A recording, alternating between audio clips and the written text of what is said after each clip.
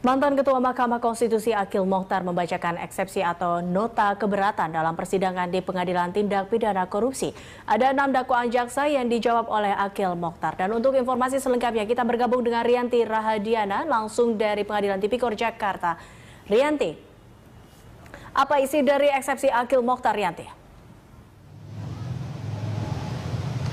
Ya Eliza, eksepsi Akil Mokhtar ini baru saja usai dan ada 6 dakwaan yang didakwa oleh Akil Mokhtar oleh Jaksa Penuntut Umum dari KPK. 5 diantaranya mengenai perkara pilkada atau sengketa pilkada yang dilakukan oleh Akil Mokhtar dan sisanya mengenai tindak pidana pencucian uang.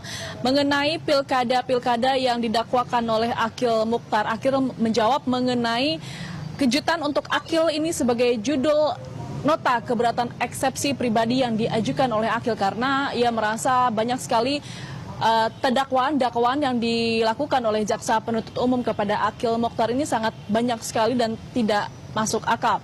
Dan mengenai dakwaan yang didakwa mengenai ada 10 pilkada. Yang pertama adalah Pilkada Gunung Mas, Pilkada Kabupaten Lebak, Pilkada Kabupaten Lawang, Pilkada Kota Palembang, Pilkada Kabupaten Lampung Selatan, Pilkada Kabupaten Buton, Pilkada Kabupaten Pulau Morotai, Kabupaten Tapanuli Tengah, Provinsi Jawa Timur, dan terakhir Pilkada Kabupaten Provinsi Papua. Akil menjawab mengenai dakwaan tersebut tidak cermat dan tidak masuk akal.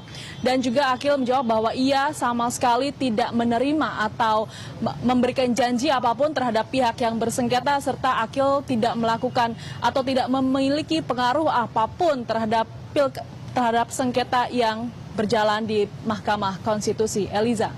Iya, Rianti, apakah ada nama Mahfud MD yang juga mantan Ketua MK dalam eksepsi Akil Mokhtar disebutkan?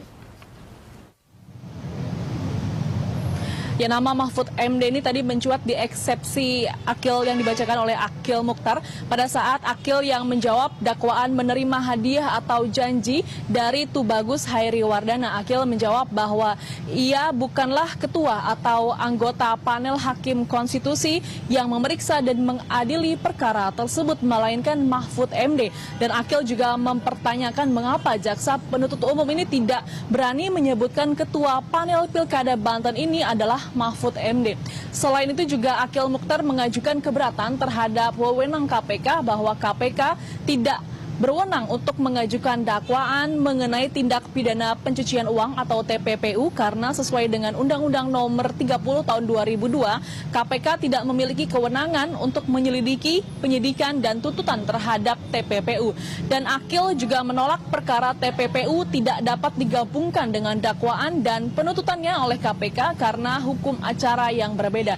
Eliza, sidang akan dilanjutkan Kamis pekan depan dengan agenda tanggapan eksepsi oleh Jaksa Penuntut Umum KPK. Eliza.